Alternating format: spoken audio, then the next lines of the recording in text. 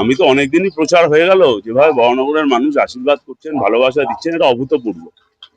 এটা একটা খুবই আমার কাছে বিরাট প্রাপ্তি। আমি বরানগরের মানুষের কাছে কৃতজ্ঞতা জানাই। বিশেষ করে মহিলারা যেভাবে রেসপন্স করছেন, বোঝা যাচ্ছে মহিলারা যে ক্ষোভ রাগ অভয়ার ঘটনার পর থেকে তার প্রতিদান দেবে, একেবারে তৃণমূলকে সুদে আসলে ফেরত দেবে। 5 বছর টাইম লাগবে না, তার আগেই তৃণমূলে চলে যাবে। কি সুযোগ পাবে? তো কংগ্রেস তৃণমূল, আবার বিজেপি, আবার বিজেপি তৃণমূল কংগ্রেস। ও সর্বঘাটের কাটালি কলা, অনেক ঘাটের জল খেয়েছে। ও 5 বছর লাগবে না, একদিনেই ও তৃণমূলে জয়েন করবে। কেন ওকে টাইম দেবে? ওর গুরুকে দেখেছে তো তাপস রায় কি করেছে, খালি ইধার কামাল উধার।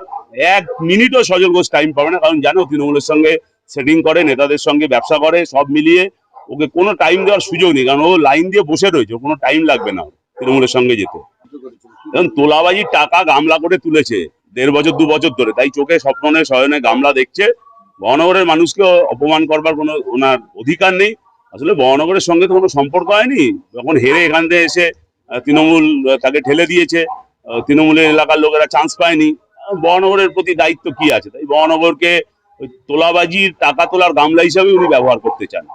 যার কাছ থেকে কিছু সমাধান পাওয়া যায় সে অভিযোগ করবে, তার কাছে অভিযোগ করে মানুষ। এবার তো উনি এবার টাটা বাই বাই, আবার সিনেমায় ফিরে যাবেন। অনেকদিন ওনার ফ্লপ সিনেমাগুলো সব ফ্লপ হয়েছে, একটা ভালো হিট সিনেমা দিক আমরা দেখবো।